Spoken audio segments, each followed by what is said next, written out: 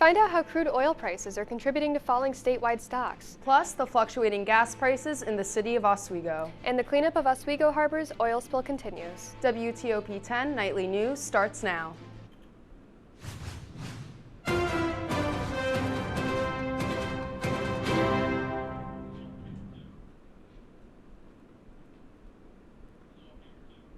Good evening and welcome to WTOP 10 Nightly News. I'm Maddie Durant. And I'm Megan Gagno. Efforts to clean up the Oswego Harbor are proving successful but remain ongoing.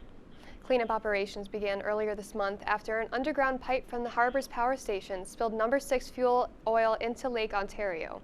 No. 6 fuel oil is created when heavy and light oils are blended, and it is particularly dense. Cleanup crews are using brooms and special sponges to contain the spread of the oil and remove visible oil buildups. Officials at the Oswego Harbor generating stations say signs of the polluting agent are greatly diminished. The exact source of the leak and amount of oil it released into the harbor remain under investigation by numerous officials, including the Office of Mayor Billy Barlow and members of the U.S. Coast Guard. Earlier today, SUNY Oswego department heads connected with students seeking on-campus internships.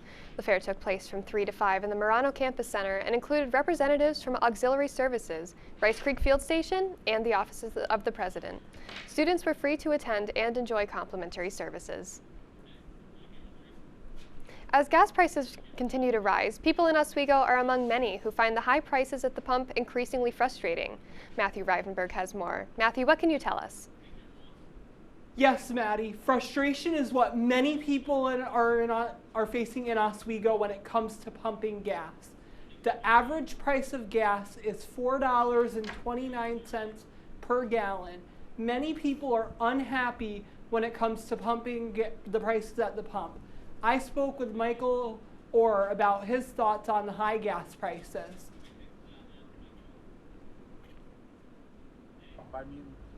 Given how much it is changing and how high they are going, and I'd imagine salaries and things, obviously, given how recent this is, aren't reflecting, so it could definitely have a financial impact on those who drive in the area. I spoke with one woman who did not want to be on camera, and she told me she saves gas by using Eco on her car. There are many options and features on cars that can help people save on gas. Maddie, Megan, back to you guys.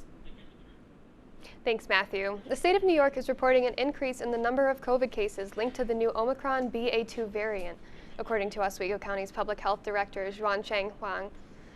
This variant carries a greater risk to unvaccinated elders. Although the amount of newly reported cases in Oswego County has not increased over the past week, officials are still urging eligible citizens to receive their COVID vaccines. Oswego County will be providing free rides for residents traveling to vaccine and testing centers on weekdays from 6 a.m. to 7 p.m. Residents can schedule their rides in advance by calling the number on their screen. The Empire State will mark American Red Cross Month by lighting up some of its most famous landmarks tonight, March 23rd. Governor Hochul announced this event, which will see buildings across the state illuminated in red to honor those who work within the Red Cross. Those wishing to see the local displays can visit the Expo Center and main gate at the Fairgrounds in Syracuse and the Fairport Lift Bridge in Rochester. Governor Kathy Hochul announces that the New York State Police will sign the 30 by 30 pledge in an effort to represent women in law enforcement and diversify its membership. Agencies who sign the pledge agree to ensure that policies and procedures are free of bias. In addition, they must take measures to increase the representation of women in all ranks of law enforcement. More than 150 police departments across the country have signed, including NYPD. The agency will make potential officers sign the pledge in an entrance exam. For more information, visit the State Police Recruitment website. Sarah Palin will ask for a new trial following her unsuccessful defamation lawsuit against the New York Times. The former vice presidential candidate says the judge of her initial trial was partial and predisposed to rule against her. Palin sued the Times after the company published an editorial that falsely linked her to a 2011 mass shooting. The judge threw the case out after determining Palin failed to prove the Times acted with actual malice by publishing the editorial. Wall Street stocks fell on Wednesday as the price of crude oil continues to rise. The market fluctuations and wave of sales that followed mean the loss of Tuesday's market gains. The stock market has fluctuated all week as investors remained concerned with slower economic growth and rising inflation. Investor concerns about inflation elevated following Russia's continued invasion of Ukraine. Coming up later tonight, find out why President Biden is traveling to Europe. And responses to major tornado damage in the South. Now let's take a quick look at the weather with Storm Team 10 meteorologist Evan Bedron. Hi, for your weather headlines, we can see a wet end to the week with more showers moving into the area tomorrow. And then heading in later into the weekend, especially towards Sunday night, we can see a chance for more snow. We all thought spring was over, but it is not. Make sure to get those snow brushes back out, and I'll have your full 7-day forecast coming up after the break.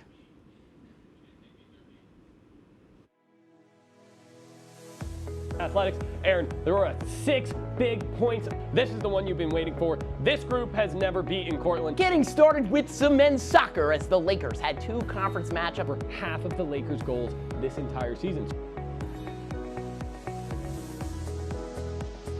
Offense is key. You talked all about scoring goals.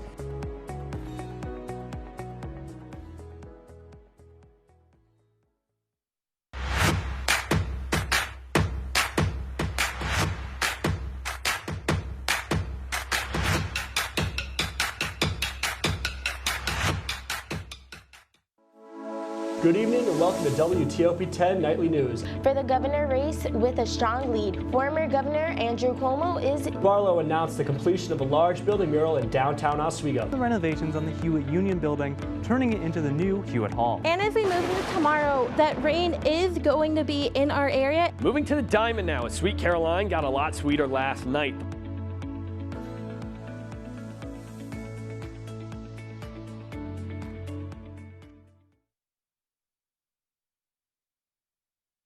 Life's taught me a lot, and I'm ready for more. Well, you're not the typical kind of candidate that I hire. But you are exactly what I'm looking for. Your company could be missing out on the candidates it needs most. Learn how to find a great pool of untapped talent at gradsoflife.org. We've been marinating chicken in all sorts of liquids for 24 hours.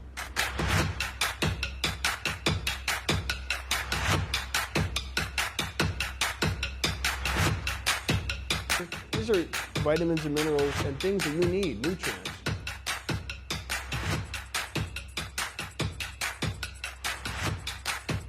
The chicken speedy is a staple of our culture.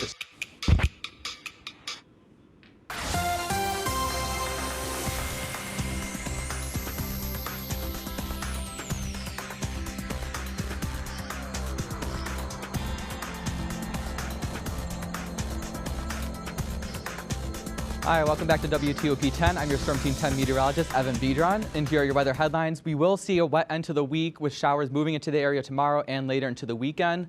But we will get another shot of winter weather as snow is possible later in the weekend, closing in on Sunday night. And for your current satellite imagery, we can see clouds definitely coming up from Pennsylvania, moving in towards Ohio. We can see thunderstorms, which will be moving into the area tomorrow. Not as strong as they are now, but we can see some winter weather. And then northern into Canada, we can see some ice, and that will be impacting the Tug Hill region later into tomorrow night. And for your current radar, we can see more rain closer to Rochester, but as you move further east, we can see that rain we've got early in the afternoon moving off towards the east. And for your tonight's forecast, we can see winds more in the 25-mile-per-hour range, definitely windier than we expect. Temperatures mainly in the 40s, not too cold with rain showers. And then as you move into tomorrow, we can see those rain showers, but those will taper off around lunchtime with temperatures in the 50s, but with that wind, you can expect to see maybe in the upper 40s. And for your hourly forecast, we can see at 9 a.m. we see more light rain, but as you head in towards the lunchtime hours, like I said, those will start to taper off. Temperatures will also be increasing throughout the day up into the mid-50s. And then for your bus stop forecast, make sure to send those kids off with a rain jacket, as we can see rain showers like I just previously mentioned. And then for the 7-day forecast, we can see on Thursday, rain, wind, temperatures not too bad, but with that wind, you can expect to see it colder. Moving into the weekend, we can see those showers start to taper off, but they will still stick around.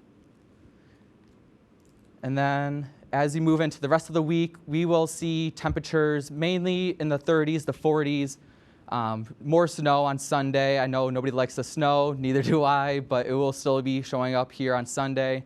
Monday will be chilly with temperatures not even reaching the 30s, so you can expect to see some icing occurring if any snow melts.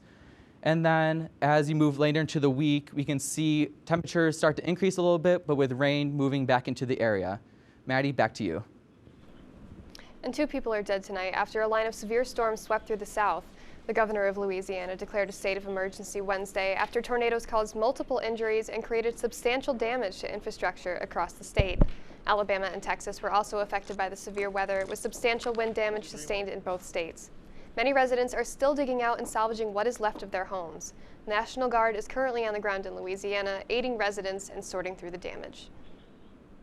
Former Secretary of State Madeleine Albright has died at age 84. Albright was the face of U.S. foreign policy and was the first woman to hold this position.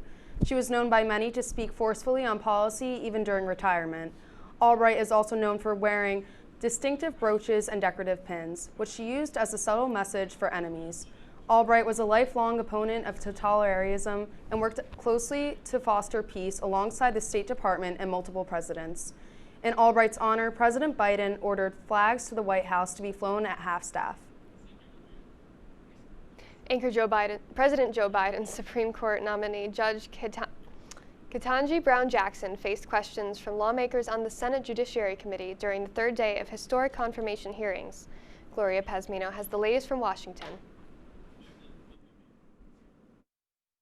Judge Ketanji Brown Jackson arrived at Capitol Hill for one last day of questioning. Senate Judiciary Committee will come to order. Lawmakers focused on her criminal defense attorney record, and she responded to criticism that she has been soft on crime. I understand the need for law enforcement, the importance of holding people accountable for their criminal behavior. I also, as a lawyer and a citizen, believe very strongly in our Constitution and the rights that make us free. Brown talked about her brother, a former Baltimore Police Department officer and an Army veteran. Law enforcement is a dangerous profession, and as family members, you worry when you don't get the phone call. South Carolina Republican Senator Lindsey Graham questioned Brown on whether undocumented immigrants should be allowed to vote. Under our laws, you have to be a citizen of the United States in order to vote. So the answer would be no. It's not consistent with our laws, so the answer is no. After the hearings wrap, the committee will vote on whether to advance the nomination, which appears on track to happen. A final vote on the Senate floor will follow. I'm Gloria Pazmino reporting. Jackson's hearing is set to conclude at the end of the week. President Biden plans to seek new sanctions with allies in response to Russia. Biden arrived in Brussels today in an effort to navigate the crisis and the threat of possible chemical warfare. Helping the Ukrainian people defend themselves, imposing and increasing costs on Russia, and reinforcing the Western alliance.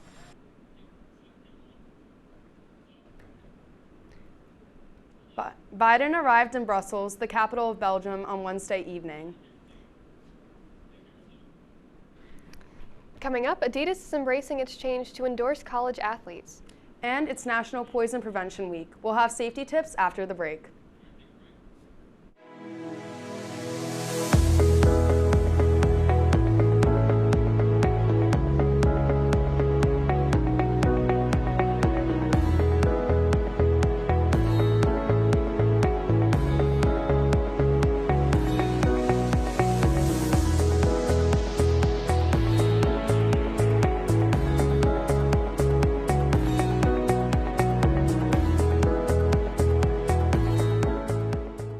This job looks perfect. It says you need a high school diploma. You've got one of those, right?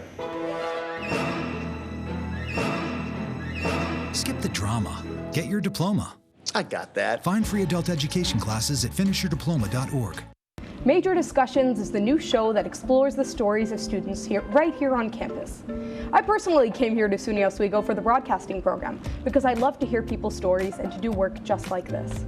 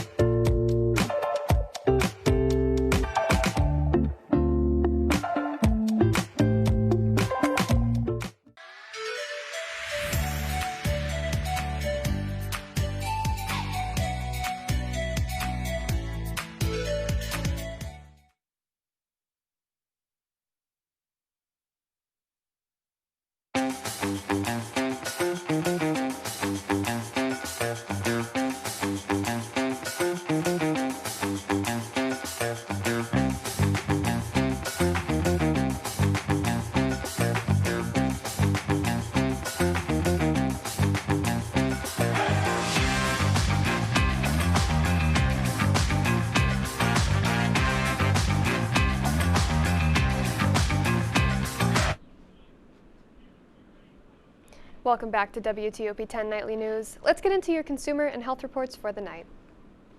It's National Poison Prevention Week, and you may not realize many items we all have in our homes can be poisonous. More on that in today's Health Minute. We see children who come in after ingesting something they shouldn't have on a daily basis.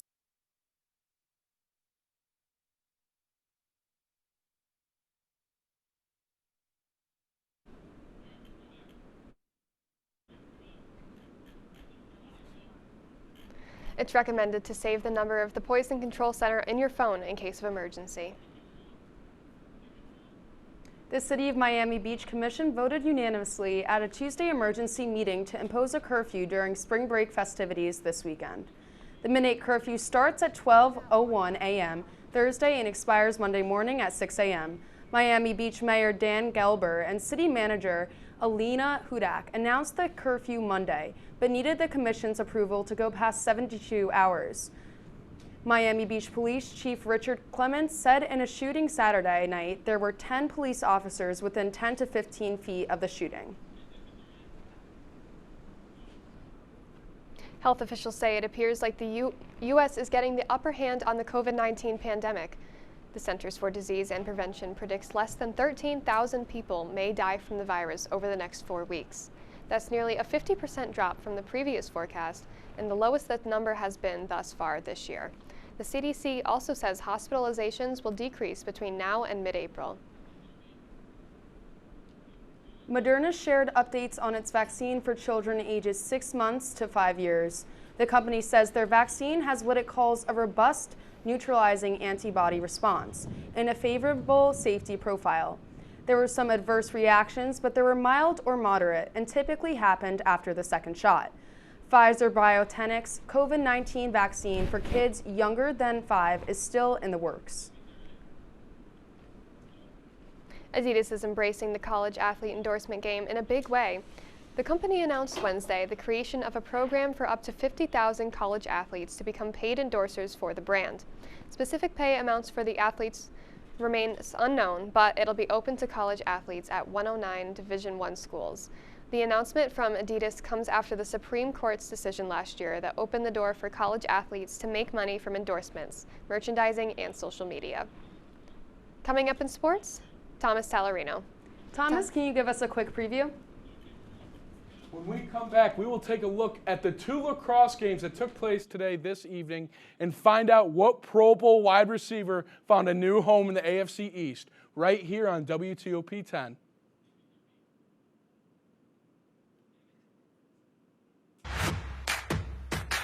We've been marinating chicken in all sorts of liquids for 24 hours.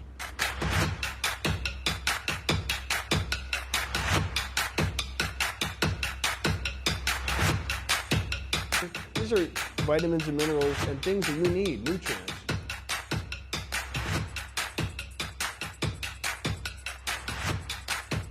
The chicken speedy is a staple of our culture.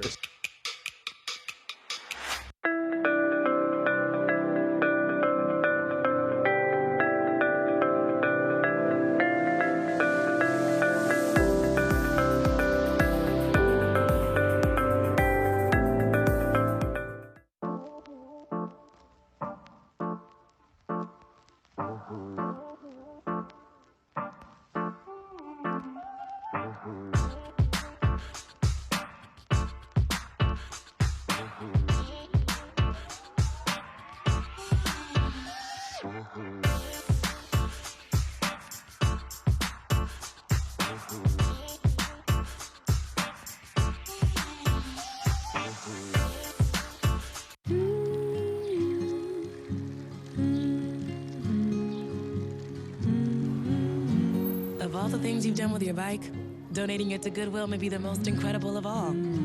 Goodwill. Donate stuff, create jobs. Good evening and welcome to WTOP 10 Nightly News. For the governor race with a strong lead, former Governor Andrew Cuomo is... Barlow announced the completion of a large building mural in downtown Oswego. The renovations on the Hewitt Union Building, turning it into the new Hewitt Hall. And as we move into tomorrow, that rain is going to be in our area. Moving to the Diamond now, as Sweet Caroline got a lot sweeter last night.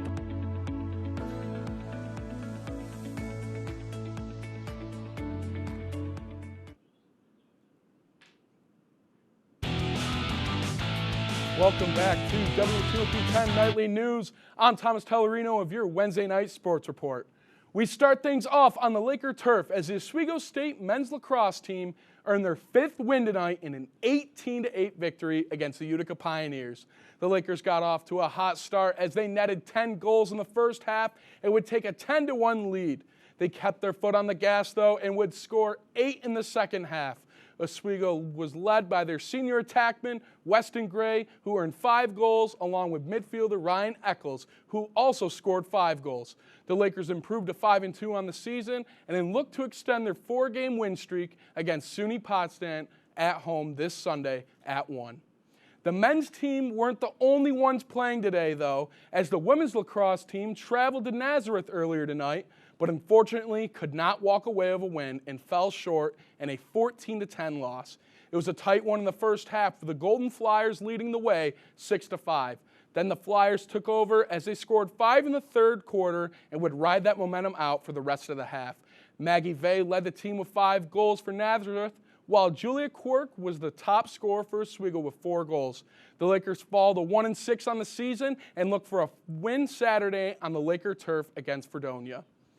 Over to the Diamond now. Tomorrow night, the Oswego State softball team welcomes the RIT Tigers to their home field for a non-conference doubleheader.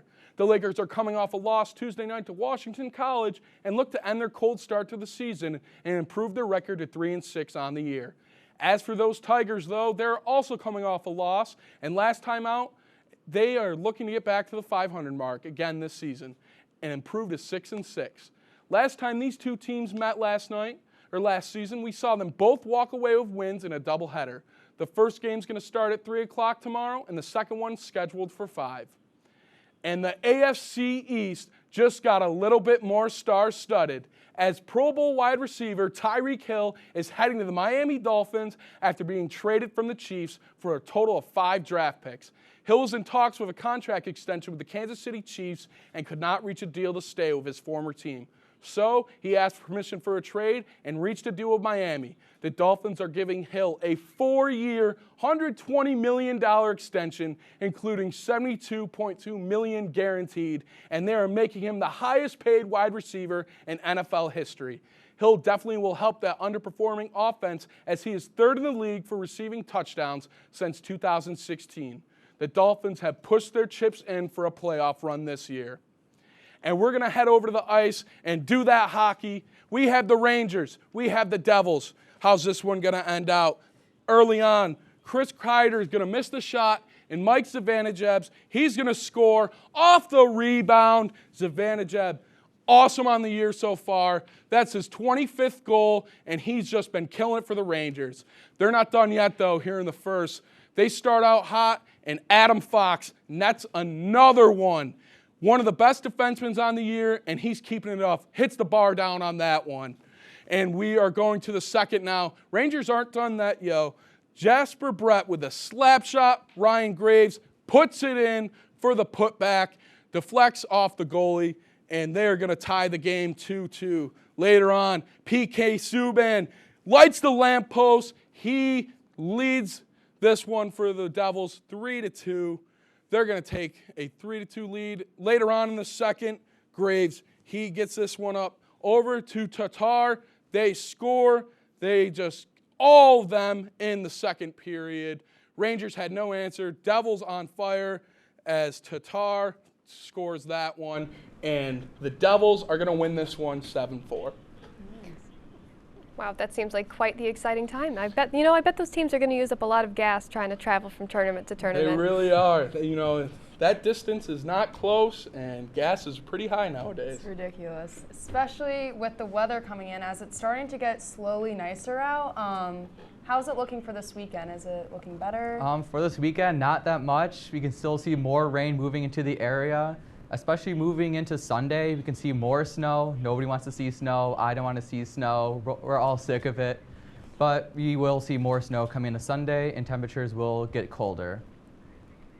And have a good night. Alrighty, that's our report for tonight. Be sure to stay tuned for the Kinda Late Show. Thank you for watching. Have a great night, everyone. Oh my God. Why did they tell me to say good night? I don't know.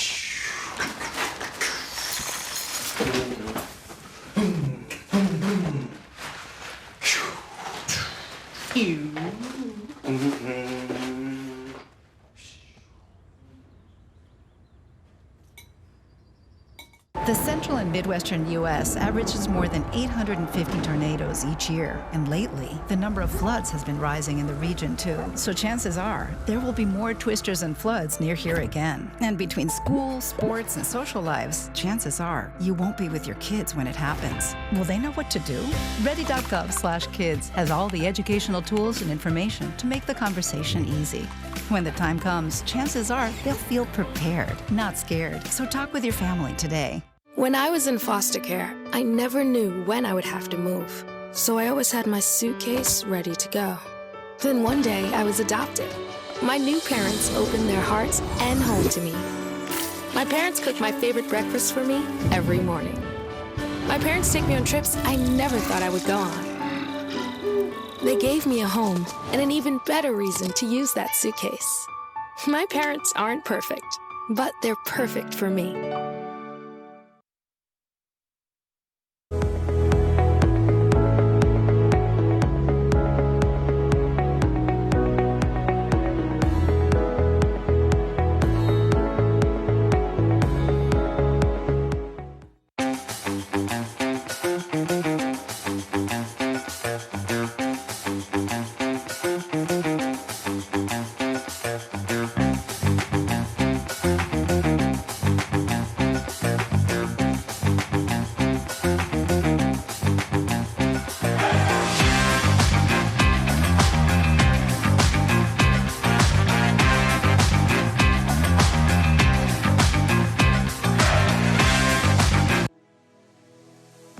Athletics. Aaron, there were 6 big points. This is the one you've been waiting for. This group has never beaten Cortland. Getting started with some men's soccer as the Lakers had 2 conference matchups. For half of the Lakers' goals this entire season.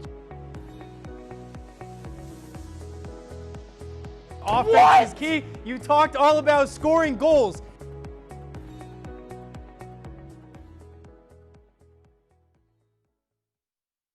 Welcome to Understood.org, a free online resource for parents of kids with learning and attention issues, with personalized recommendations, tools, and daily access to experts to help your child thrive. Understood.org, because understanding is everything.